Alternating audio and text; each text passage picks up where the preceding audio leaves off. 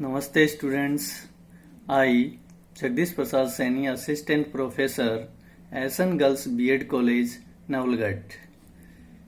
You all know we have discussed in last class about elements of a sentence.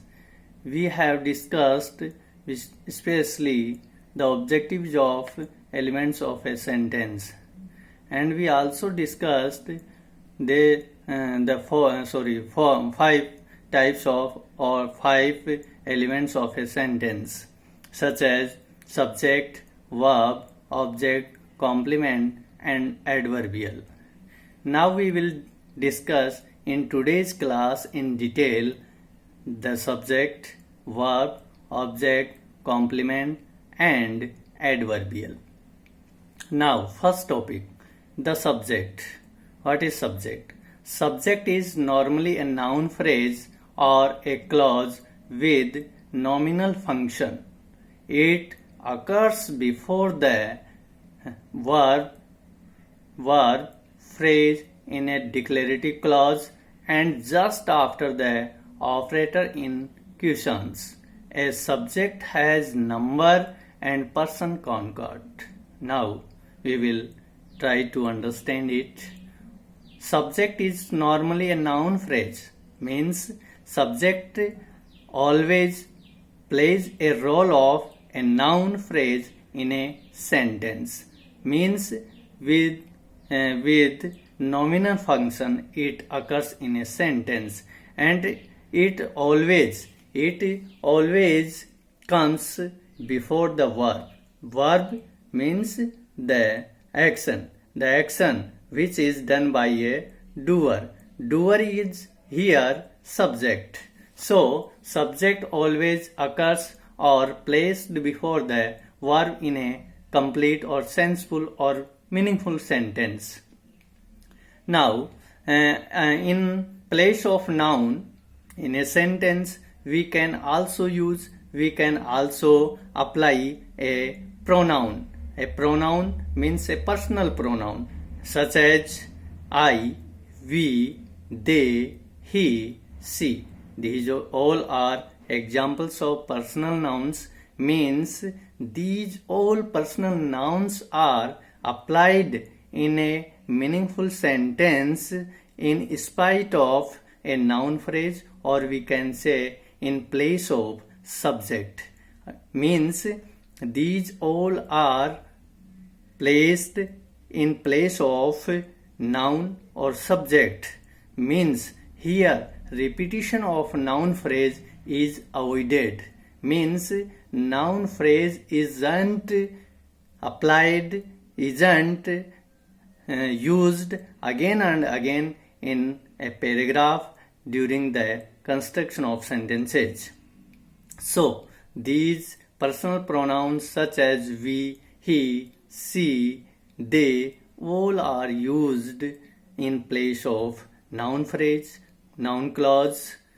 Such pronouns are used in such examples. We take an example. Radha is a teacher. Radha is a teacher. Now we use another sentence to say about Radha. Then we will not use again the noun phrase, or we can say the title Radha. In place of Radha we will apply personal pronoun such as she. Example for Radha is a teacher. She is my cousin. She is my cousin. Means here we didn't try to use or apply the exact word, exact noun phrase Radha. In spite of Radha, we here use the word, or we can say personal pronoun she. Now our next topic is verb. Verb is mainly finite verb phrase. Here we see the word finite phrase. What is finite? The word finite means verb is mainly finite verb phrase like reads, read, is reading, has read, have reading, was read, had been reading, has read, have been reading, such as, etc. we can say. What is the finite? Here a word is seen. The word is finite. What is finite? We discuss in detail. There are two types of verbs here. We will discuss finite and non-finite. What is finite? Finite verb always occurs place, or we can say finite verb always applied or used in a sentence just after the subject, or we can say finite verb always applied as per tense and time, but non-finite verb is used in a sentence without telling tense or time. There may be two verbs in a sentence, but both may not be finite, both may not be non-finite.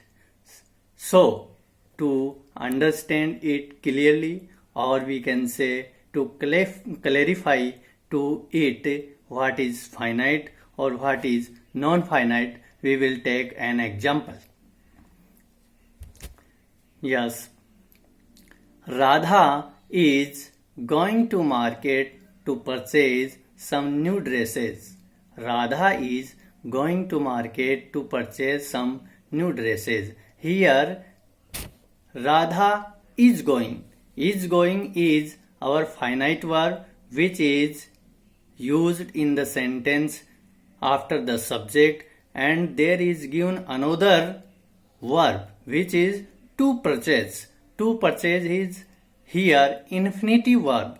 Infinitive verb which is used here not telling about any kind of tense and time. So to purchase is here non-finite verb, as well as is going is here finite verb. So this point is mandatory for us to clarify, to clear that what is finite as well as what is non-finite. So students, today's class here finishes. In next class we will discuss other components, or we can say other elements such as object, complement and adverbial we will discuss. Thank you very much.